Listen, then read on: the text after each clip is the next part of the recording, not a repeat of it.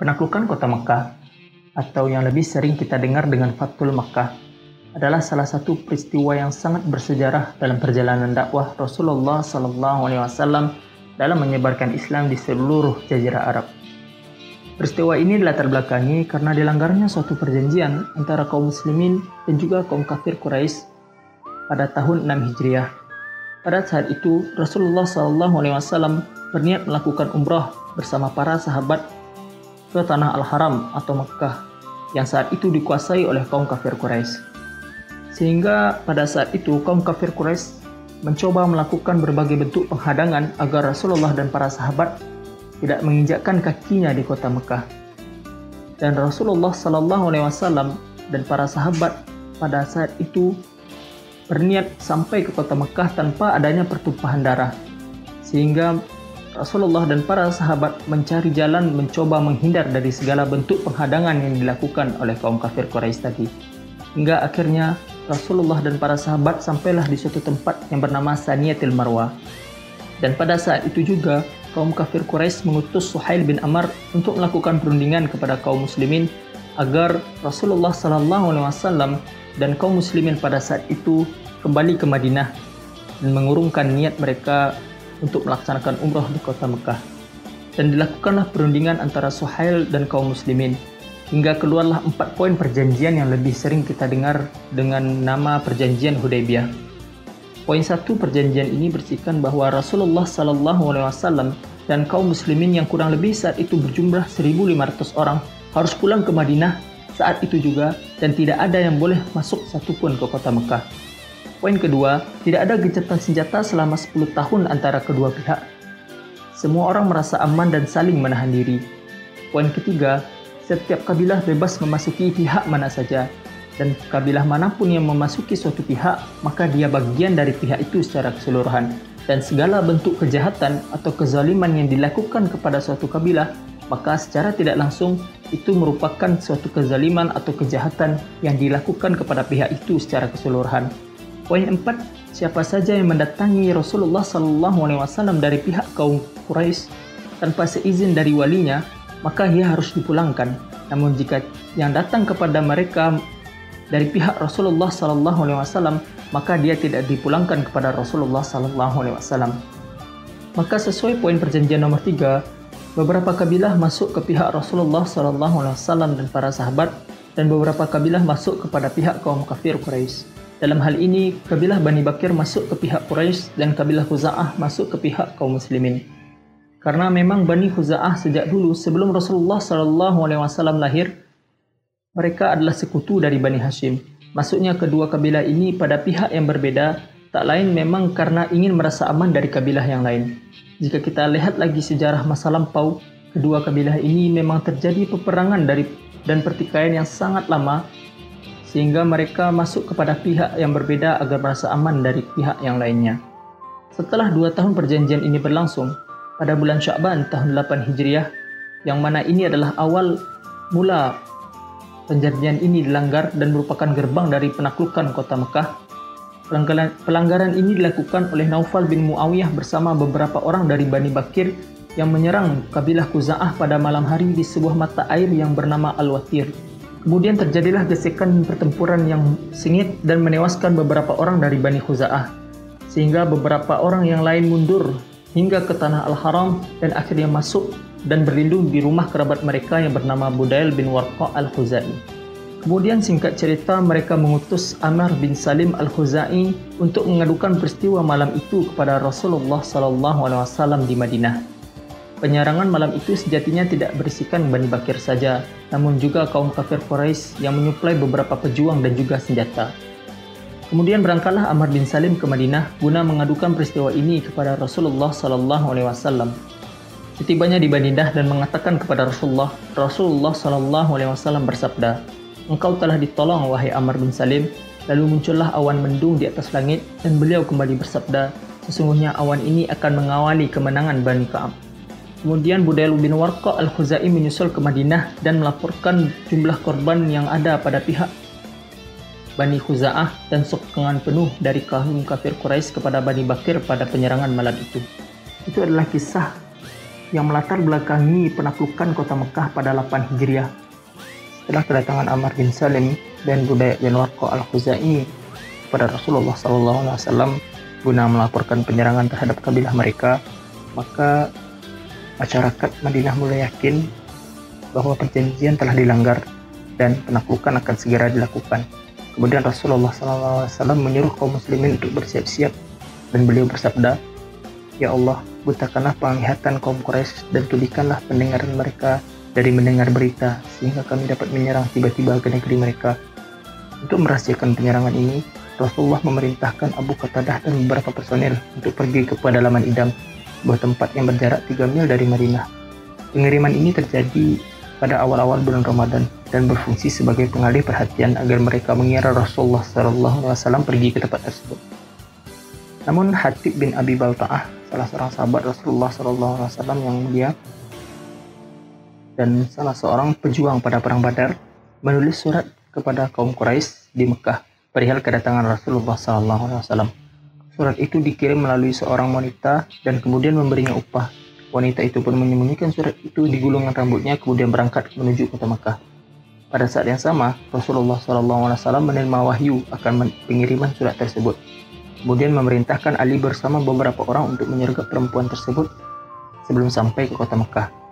Ketika diminta untuk menyerahkan surat, perempuan itu tidak mengaku hingga akhirnya Ali dan beberapa orang sahabat memeriksa tunggangan perempuan tersebut, namun tetap tidak mendapatkan surat. Hingga akhirnya Ali berkata, "Aku bersumpah demi Allah, Rasulullah tidak pernah berdusta. Segera engkau keluarkan surat itu atau tidak, kami benar-benar akan menelanjangimu."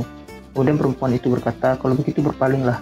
Kemudian Ali berpaling dan perempuan itu menyerahkan surat itu kepada Ali. Ketika surat itu sampai kepada Rasulullah SAW, beliau bersabda, "Apa ini wahai Hatib?" Kemudian Hatib berkata, "Jangan terburu-buru menuduhku wahai Rasulullah. Demi Allah, aku sungguh beriman kepada Allah dan Rasulnya. Aku adalah seorang pendatang yang hidup di tengah-tengah mereka dan bukan pula keturunan mereka. Sedang di sana ada anak, istri, dan keluargaku tanpa ada kerabat yang melindungi mereka. Oleh sebab itu aku ingin meminta mereka untuk melindungi keluargaku." Umar bin Khattab berkata, "Wahai Rasulullah, izinkan aku penggal saja lehernya, karena ia telah berkhianat kepada Allah dan Rasulnya." Rasulullah menjawab, "Sesungguhnya ia telah ikut perang Badar, wahai Umar. Lalu apa yang telah engkau ketahui? Sungguh Allah telah melihat isi hati orang Badar seraya berfirman, berbuatlah sekehendak kalian, karena aku telah mengampuni kesalahan kalian." Kemudian kedua mata Umar berlinang dan berkata, "Allah Subhanahu wa Ta'ala dan Rasulnya lah yang lebih mengetahui." Tanggal 10 Ramadan, pasukan Islam berangkat ke Madinah dengan segala persiapan dengan 10.000 sahabat. Karena keberangkatan ini terjadi pada bulan Ramadan, tentunya Rasulullah SAW dan para sahabat dalam kondisi berpuasa. Maka ketika sesampainya di sebuah mata air, di sebuah tempat yang bernama Qudaid, pasukan Muslim berbuka dan melanjutkan perjalanan menuju Mar Az-Zahran dan sampai di sana ketika waktu Isya. Kemudian Rasulullah SAW memerintahkan untuk membuat api unggun sebanyak 10.000 pada malam itu dan menugaskan Umar sebagai penjaga keamanan. Kemudian Al-Abbas, paman Rasulullah, berpatroli menggunakan bugol Rasulullah. Bugol ialah suatu peranakan antara kuda dan keledai. Karena ditakutkan informasi ini bocor ke pasukan Quraisy, maka Al-Abbas mulai berpatroli pada malam itu. Lalu di sisi lain, Abu Sufyan, pimpinan kaum Quraisy, biasanya keluar untuk mencari informasi. Malam itu ia keluar bersama beberapa orang Quraisy. Kemudian Al-Abbas mendengar perbincangan antara Abu Sufyan dan beberapa orang Quraisy yang ikut bersamanya. Ketika itu Abu Sufyan berkata, "Apa ini? Aku tidak pernah melihat api unggun dan pasukan yang begitu besar seperti malam ini." Kemudian temannya menjawab, "Ini adalah api dari pasukan Khuza'ah, wahai Abu Sufyan." Lalu Abu Sufyan menjawab lagi, "Demi Allah, api pasukan Khuza'ah tidak sebesar ini." Kemudian Al-Abbas keluar dan memanggil Abu Sufyan, "Wahai Abu Hanzalah." Dan dijawab oleh Abu Sufyan, "Wahai Abu Al-Fard, apa yang kau lakukan di sini?" Lalu Al-Abbas menjawab, "Ini adalah pasukan Rasulullah. Kaum muslimin akan menyerang kaum Quraisy besok pagi. Demi Allah, Rasulullah akan memenggal kepalamu." Lalu Abu Sufyan berkata, "Apa yang harus aku lakukan?" Lalu Al-Abbas menjawab, "Naiklah ke bugol ini, akan aku bawa engkau menghadap Rasulullah dan memintakan perlindungan kepadanya." Kemudian Abu Sufyan naik ke punggung Rasulullah dan teman-teman dari kaum Quraisynya tadi kembali pulang. Ketika tiba di perkemahan kaum muslimin, setiap melewati api unggun kaum muslimin, mereka bertanya, siapa ini? Kemudian mereka melihat Al-Abbas bersama bugal Rasulullah. Lalu mereka berkata, paman Rasulullah berada di atas bugalnya. Namun ketika sampai di api unggun milik Umar bin Khattab, beliau berkata, siapa ini? Kata Umar bin Khattab. Seraya mendekati Al-Abbas. Lalu dia melihat Abu Sufyan berada di belakang Al-Abbas. Lalu dia berkata, Abu Sufyan, musuh Allah.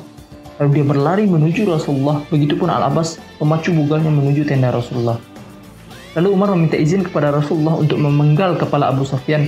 Namun Al-Abbas sudah lebih dulu meminta pertolongan kepada Rasulullah.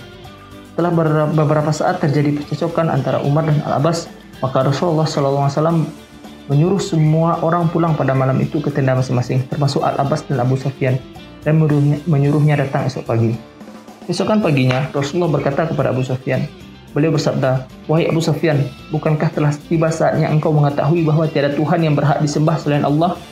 Kemudian Abu Sufyan menjawab, ayah dan ibuku sebagai jaminanmu, aku telah menduga kalau ada sesembahan selain Allah, niscaya dia tidak butuh apapun dariku setelah ini. Kemudian Rasulullah mengulang pertanyaan ini beberapa kali dan Abu Sufyan tetap menjawab dengan perkataan yang sama. Kemudian di pertanyaan terakhir, Al-Abbas berkata, celakalah engkau wahai Abu Sufyan, masuk Islamlah sebelum beliau memenggal kepalamu.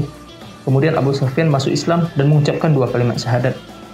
Lalu Rasulullah SAW berkata kepada Abu Sufyan, katakanlah kepada kaum Quraisy, barang siapa yang masuk ke rumah Abu Sufyan, maka ia aman.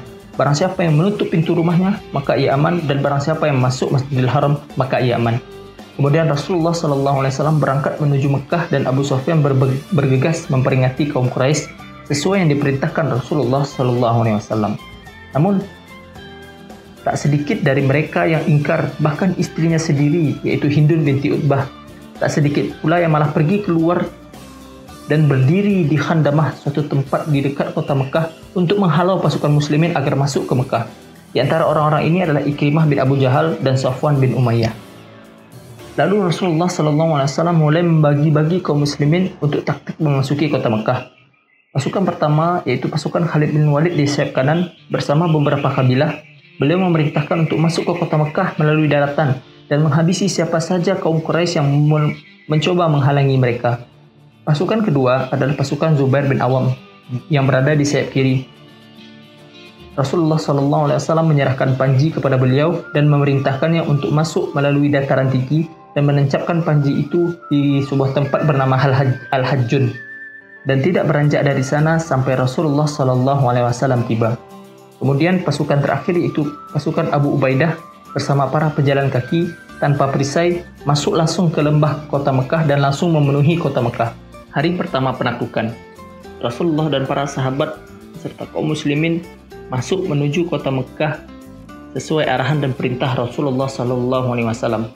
Pasukan Khalid, yaitu pasukan sayap kanan yang masuk melalui dataran rendah, menghabisi setiap kaum Quraisy yang mencoba menghalangi jalan mereka, dipimpin oleh Khalid bin Walid sang panglima yang hebat, dan masuk ke kota Mekah dengan berani hingga menemui Rasulullah SAW.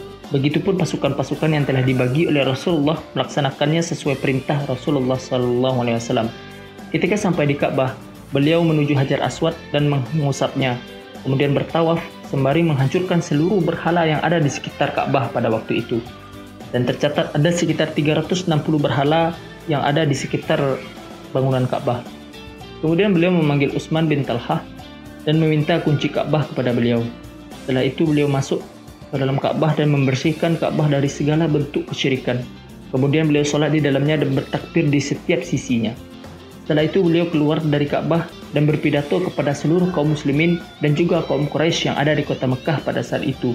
Dan beliau bersabda, aku akan mengucapkan seperti apa yang pernah diucapkan Nabi Yusuf kepada saudara-saudaranya. Hari ini tidak ada cercaan bagi kalian. Pergilah karena kalian semua bebas. Kemudian kunci Ka'bah diserahkan kepada Utsman bin Talhah dan Rasulullah SAW bersabda, ambillah ia sebagai harta pusaka yang abadi. Tidak ada yang merampasnya dari kalian kecuali orang-orang yang zalim. Wahai Utsman, sesungguhnya Allah telah mengamanatkan rumahnya kepadamu. Maka makanlah dari apa yang diberikan kepadamu dari rumah ini dengan cara yang ma'ruf. Setelah itu Bilal mengumandangkan azan dan hari pertama ini Rasulullah mengeksekusi beberapa pentolan-pentolan penjahat. Dari mereka ada yang beberapa yang masuk Islam dan ada yang berhasil dieksekusi dan tidak sedikit pula yang berhasil kabur. Hari kedua penaklukan, Rasulullah membaiat orang-orang Quraisy yang baru masuk Islam. baik dari golongan laki-laki maupun perempuan, dan termasuk di sana Hindun binti Utbah yang baru masuk Islam. Aktivitas Rasulullah SAW di Mekah beberapa hari setelah penaklukan ini fokus kepada memperbarui syiar-syiar Islam dan juga berdakwah dan juga menghancurkan berhala-berhala besar yang masih tertinggal di sekitaran kota Mekah. Pada saat itu, Rasulullah menghabiskan waktu di Mekah selama kurang lebih 19 hari sebelum melakukan beberapa peperangan, yakni peperangan Hunain dan juga peperangan Taif, sebelum beliau akhirnya berangkat menuju Madinah. Setelah segala urusan selesai, maka Rasulullah bersama para sahabat berangsur menuju Madinah pada akhir-akhir bulan Zulqaidah tahun 8 Hijriah.